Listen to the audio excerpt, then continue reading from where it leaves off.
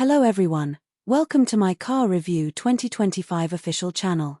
I hope everyone is having a wonderful day. Before we begin, please hit the subscribe button and give this video a thumbs up. This week I bring you one of the best-selling SUVs in America, the redesigned 2025 Ford Explorer. I was in the Ford business when the original Explorer SUV came out 34 years ago, and it was a total game changer. 4 years, Ford could not build enough to keep up with demand. There were a number of years when I wasn't a huge fan in recent times, but you'll often hear me on the Car Pro Show speak about the huge changes in 2020 when the Explorer went back to its roots and became a rear-wheel drive SUV with a truck chassis underneath. That put Explorer back in my top tier of ratings for three-row SUVs. Although much of the style cues have carried over from the last few years, for 2025 the Explorer gets a new front fascia with LED lighting and a new grille, and some new additions to the inside as well. This rapid red metallic color looks terrific with 20-inch machined aluminum wheels, distinct body lines down the sides, and a fairly large spoiler in the rear. There are tasteful black accents around the windows, along the bottom, and over the tires. Let's talk about trim levels. This SUV is the ST line, the second in succession in order of cost and features. You start with the Active, then this one. From the ST line you go to the Platinum, and finally the ST, which adds 100 horsepower and a lot of sporty features. I question naming this one ST line. That's a dumb name and clear to cause confusion with the ST. What was wrong with XLT, Ford? I'm sorry, car names often drive me crazy. Who hires these people? I digress. Let's talk about what is under the hood. This is where you'll find a 2.3-litre inline 4-cylinder EcoBoost with turbo putting out 300 horses and 310 pound-feet of torque. It is mated to a 10-speed shiftable automatic that shifts with speed and determination. My tester is rear-wheel drive, but all-wheel is certainly available. If you are worried about the powered on TB, it has plenty, even for my heavy foot, and this SUV will tow 5,000 pounds. Inside, the ST line has a very nice interior with soft simulated leather seats that Ford calls ActiveX. This is a common thing in all vehicles these days. It is man-made leather that feels and looks the same but is actually more durable. You are only missing that leather smell, but there is no maintenance to do to these seats and they are simple to clean. The seats are slightly bolstered, power on both sides, the driver has memory settings, both seats are heated but not cooled, and get this, they massage you.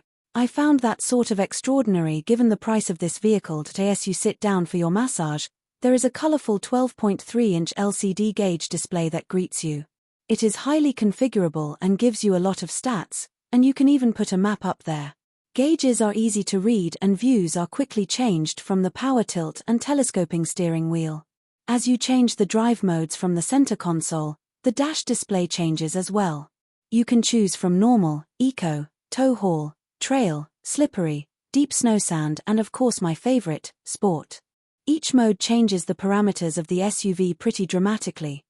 New for 2025, and frankly much needed, there is a 13.2-inch touchscreen that sits high on the dash. From the screen you operate the B&O audio system, Google Assistant, voice activation, a host of apps, settings, Bluetooth, Wi-Fi, wireless Apple CarPlay and Android Auto. The screen is fast enough and easy to operate.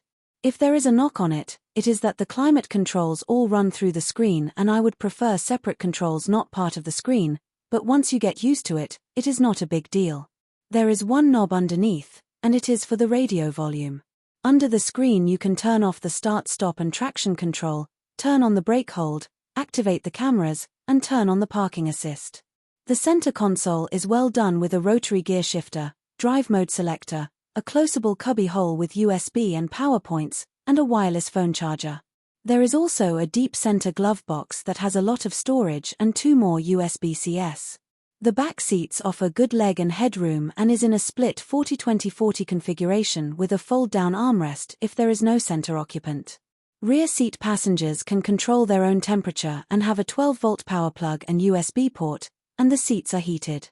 A button on top of the rear seats slide them forward for easy access to the third row, which is much roomier than in years past. Rear AC vents are in the ceiling, which I really like, and the 2 outside seats slide and recline. Cargo area with the third row seat up is quite good, and there is more storage underneath. From the rear area, you can put the third row seats down and up with the push of a button. With the third row upright, there is 16.3 cubic feet of cargo, plus storage underneath for valuables. Fold the third row down, and you get 46 cubic feet of cargo, and flip the second row seats down for a huge 85.3 cubic feet of cargo. All seats down form a completely flat load floor. The ST line comes extremely well equipped with standard features including power liftgate, 20-inch wheels, power tilt wheel, park assist, trailer towing package, reverse sensing, rear camera, keyless entry on the fob, remote start, heated steering wheel, universal garage opener, and automatic headlights.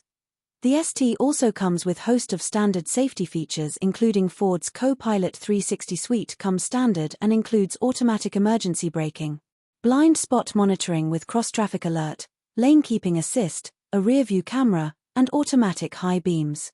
Also at no charge is the Ford Blue Cruise semi-autonomous driving system which works great. Blue Cruise allows you to operate the vehicle on pre-mapped, divided highways called blue zones without keeping your hands on the wheel, though your eyes must stay on the road. It uses a combination of cameras, radar, GPS, and a driver-facing camera to monitor both the vehicle's surroundings and your attention level. While it's not fully autonomous, it provides a major convenience boost for long drives and heavy traffic, offering features like lane centering and adaptive cruise control with stop-and-go capability. You get 90 days of free use, then Blue Cruise typically costs $75 per month or $800 for a 3-year plan. Options include $495 for the paint, and the $2,740 premium package which is ambient lighting, auto-dimming rearview mirror, and the power-fold third-row seat. This SUV drives fantastic, and again, the acceleration is just fine especially in sport mode. The handling is great, the ride is not too stiff, and the best part is the interior quietness. Ford did a great job with that. Fuel economy is really good for this size SUV at 20 city and 29 highway and combined 24. Total MSRP as equipped is $49,345 and after driving the Ford Explorer ST line, I am surprised it is not more, especially considering the competition's pricing. So what do you guys think about this update? Let me know in the comments below. And if you like my videos, please press like and subscribe for more. I'll see you guys next time.